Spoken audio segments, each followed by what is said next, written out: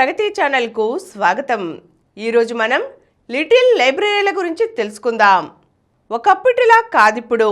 ఏదైనా చిటికలో అయిపోవాలి, అంతా ఇన్స్టెంట్. చాటింగ్లా ఒక్క ముక్కలో చెప్పేయాలి. యూట్యూబ్లో షార్ట్స్లా అర నిమిషంలో టాలెంట్ చూపించేయాలి. ఇన్స్టాలో రీల్స్లా అలా వచ్చి ఇలా వెళ్ళిపోవాలి అంతే. అందుకే నానో కల్చర్ను ఇష్టపడుతోంది నేటి యువతరం. ఎంత చిన్నదైతే అంత ఇష్టం యువతకు, ఎంత దగ్గరుంటే అంత సులభం. సరిగ్గా ఈ సూత్రంతోనే పుట్టుకు వచ్చింది లిటిల్ లైబ్రరీ ఆలోచన. బుల్లి పెట్టేలా ఉండే దీనిలోకి ఇలా వచ్చి అలా వెళ్ళే పుస్తకాలు, కాలనీలు, సూపర్ మార్కెట్లు, మల్టీప్లెక్స్లు, కాఫీ షాప్లు, రైల్వే స్టేషన్లు, ఇంకా చెప్పాలంటే మనం ఎక్కడుంటే అక్కడికే వచ్చేసింది ఈ లిటిల్ లైబ్రరీ. మనం లైబ్రరీకి వెళ్ళడం కాదు, మన దగ్గరికే లైబ్రరీ వస్తే ఎంత బాగుంటుంది.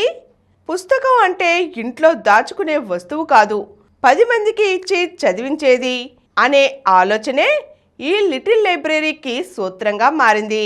ఒకప్పుడు తెలుగు రాష్ట్రాల్లో సారస్వత వికాసం మొదలైనప్పుడు గ్రంథాలయోద్యమం విప్లవంలా జనంలోకి వెళ్ళింది. పుస్తక పఠనం పెంచింది. ఇలాంటి పుస్తకోద్యమాలు ప్రపంచవ్యాప్తంగా వచ్చినప్పుడు పాఠకులు పెరిగారు. అయితే ప్రపంచీకరణ పుణ్యమాని ప్రాధాన్యాలు మారడంతో అన్ని దేశాలలో లైబ్రరీలు నిర్లక్ష్యానికి గురయ్యాయి. కొత్త తరం అటువైపు కన్నెత్తి చూడటం లేదు. ఈ పరిణామాలన్నీ గమనించిన అమెరికా మిత్రద్వయం టోడ్ బోల్, రిక్ బ్రూక్స్లు సరికొత్త ఆలోచనతో లిటిల్ లైబ్రరీలకు శ్రీకారం చుట్టారు. టోడ్ తండ్రి వైద్య ఆరోగ్య నిపుణుడు, తల్లి ఉపాధ్యాయురాలు. తీరిక దొరికినప్పుడల్లా పుస్తకాలు చదివేదామే. కొడుక్కి అదే అబ్బింది. సాహిత్య, సామాజిక తత్వశాస్త్రాలను చదువుకున్న టోడ్ యుఎస్లోని విస్కాన్సిన్ విశ్వవిద్యాలయంలో సోషియాలజీ, సైకాలజీల్లో పట్టభద్రుడయ్యాడు. పుస్తకాలు పిచ్చి కదా, అందుకే బోధనా రంగం ఆకర్షించింది. కొన్నాళ్ళు టీచరే పాఠాలు చెప్పాడు. ఇతర దేశాల్లోనే కాదు, అమెరికాలో కూడా 3 కోట్ల మంది నిరక్షరాస్యులు ఉన్నారు.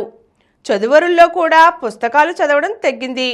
ఏదో రకంగా తిరిగి చదివించే అలవాటు చెయ్యాలి అని సంకల్పించుకున్నాడు టోడ్. ఏ జాతి అయినా సాంస్కృతిక వికాసంతోనే ఆదర్శవంతమైన సమాజాన్ని నిర్మిస్తుంది. తద్వారా మానవీయ, నైతిక, సాంస్కృతిక విలువలు పెంపొందుతాయి.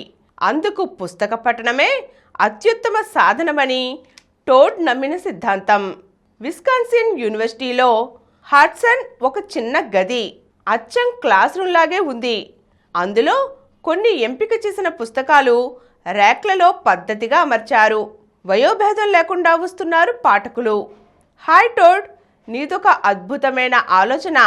దీనిని అమెరికా వరకే పరిమితం చేయొద్దు, ప్రపంచంలోకి తీసుకువెళ్ళు అంటూ ఒక పెద్దాయన టోడ్ భుజం తట్టాడు.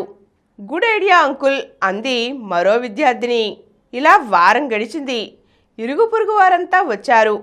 కొందరు ఇక్కడి పుస్తకాలను ఉచితంగా తీసుకెళ్తుంటే మరికొందరు తమ ఇళ్లలోని పుస్తకాలను తీసుకువచ్చి ఇక్కడ పెడుతున్నారు. వచ్చిపోయే వాళ్ళందరూ రిజిస్టర్ నోట్బుక్లో పేర్లు నమోదు చేశాక తెలిసింది డిమాండ్ ఎంత పెరిగిందో. టోడ్ పెట్టిన లిటిల్ లైబ్రరీకి ఇంత పేరుస్తుందని అసలు ఊహించలేదు. ఇలా భారత్లో కూడా లిటిల్ లైబ్రరీ ఉద్యమం నగరాలలో ఇప్పుడిప్పుడే మొదలైంది. కొన్ని పాఠశాలల్లో విద్యార్థులు చందాలు వేసుకొని వీటిని ఏర్పాటు చేస్తున్నారు. ముంబైలోని ధీరుభాయ్ అంబానీ ఇంటర్నేషనల్ స్కూల్ ఎదుట అలాంటి లైబ్రరీ ప్రత్యక్షమైంది. ఈ బాక్సులో మహాత్మా గాంధీ, డొనాల్డ్ ట్రంప్ పుస్తకాలు కూడా ఉన్నాయి. ఇలా ప్రతిరోజు కొత్త కొత్త పుస్తకాలు వస్తూనే ఉంటాయి. ఇక కేరళలోని కొచ్చి మెట్రో రైల్వే స్టేషన్లో కూడా బుల్లి లైబ్రరీ ఏర్పాటైంది. రైలు ప్రయాణికులు ఆ పుస్తకాలను బాగానే చదువుతున్నారని రైల్వే వర్గాలు పేర్కొన్నాయి. చెన్నైలోని అన్నై ఇందిరానగర్ వాసి ఎస్ జయకుమార్ సైతం తన ఇంటి గేటు పక్కనే లిటిల్ బాక్స్ను పెట్టారు. నాకు ప్రతి ఉదయం కుతూహలమే. నిద్ర లేచిన వెంటనే ఎవరైనా అందులో కొత్త పుస్తకాలు పెట్టారేమోనని వెతుకుతాను. మొన్న మధ్య ఒక అపరిచితుడు కొన్ని విలువైన పుస్తకాలను పెట్టెలో వేశారు. జయకుమార్ ఇంట్లో బుక్స్ను కూడా ఆ లిటిల్ బాక్స్లో ఉంచుతుంటారు. ఆయనకిది అక్షర సేవలా అనిపిస్తుంది. ఇక బెంగుళూరులోని కోరమంగళలో అట్టా గలాటాకు వెళితే చాలు, కాఫీ సువాసనతో పాటు కొత్త పుస్తకాల పరిమళం మనల్ని ఆకర్షిస్తుంది. లోపలికి వెళుతూనే అది లైబ్రరీనా లేదంటే కాఫీ షాపా అనే అనుమానం వస్తుంది.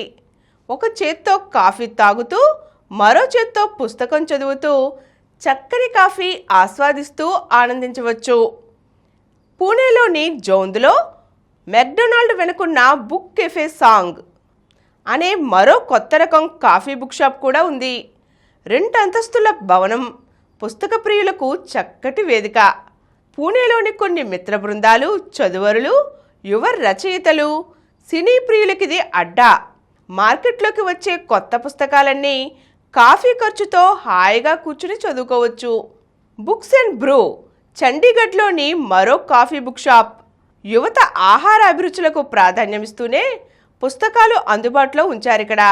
కొత్త తరానికి చదవడం అలవాటు చేయాలంటే వాళ్ళ ఆలోచనలకు తగిన వాతావరణాన్ని కల్పించాలి. ఆర్డర్ ఇచ్చిన ఆహార పదార్థాలు వచ్చేలోపు 2-3 పుస్తకాలు చూస్తారు. అందులో కనీసం 3-4 పేజీలైనా చదువుతారు. ఇలా రీడింగ్ని అలవాటు చేయడమే మా ఉద్దేశ్యం అంటారు కాఫీ షాప్ యజమాని.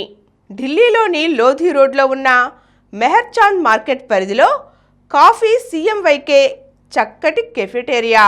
ఇక్కడ biography, stock market, architecture, lifestyle, photography, arts ఇలా పలు రంగాల పుస్తకాలు అందుబాటులో ఉన్నాయి. కోల్కతాలోని కేఫ్ స్టోరీ, గురుగ్రామ్లోని కేఫ్ వండర్ బస్ట్, అలాగే ముంబైలోని కితాబ్ ఖానా, గోవాలోని లిటరాటీ కేఫ్, పూణేలోని పగ్దండి కేఫ్, సికింద్రాబాద్లో ఉన్న సైనిక్పూర్లోని ద కాఫీ షాప్ ఇలా చాలానే వచ్చాయి.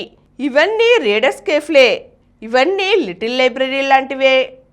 అసలు పుస్తకాలను ఎందుకు చదవాలంటే శరీరంలోని కండరాలు దృఢంగా ఉండేందుకు వ్యాయామం ఎంత ముఖ్యమో మెదడు ఆరోగ్యానికి పుస్తక పఠనం అంతే ముఖ్యం.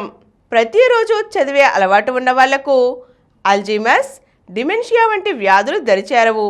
కొత్త పుస్తకాలు సానుకూల దృక్పథాన్ని పెంపొందిస్తాయి, మానసిక ఉల్లాసాన్ని కలిగిస్తాయి, ప్రతికూల ఆలోచనలు రానియవు, మెదడు చురుగ్గా ఉంటుంది. రోజువారీ జీవితంలో ఒత్తిడి సహజం. ఇల్లు, ఆఫీసు, పిల్లలు, బాధ్యతలు, మానసిక ఒత్తిళ్లతో ఆలోచనలు చుట్టుముడతాయి. మనతో మనం గడిపేందుకు అవకాశమే లేకుండా పోతుంది. ఇలాంటప్పుడు పుస్తక పఠనం మనల్ని మనదైన కొత్త లోకంలోకి తీసుకువెళ్తుంది. చదవడంలోని సంతృప్తి చక్కటి ఔషధంలా పనిచేసి ఒత్తిడిని మాయం చేస్తుంది. విజ్ఞానం అనేది ఎప్పుడు, ఎక్కడ, ఎలా పనికొస్తుందో చెప్పలేం.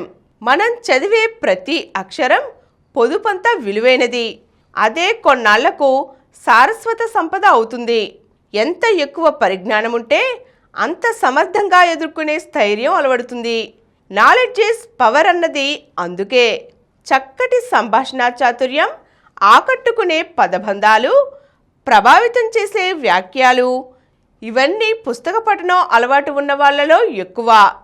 మాటలతో ఇతరుల్ని ఆకర్షించే చాతుర్యం అలవడుతుంది. అందుకే వ్యక్తిత్వ వికాస నిపుణులు సైతం చదవటానికి ప్రాధాన్యం ఇవ్వాలని చెబుతారు.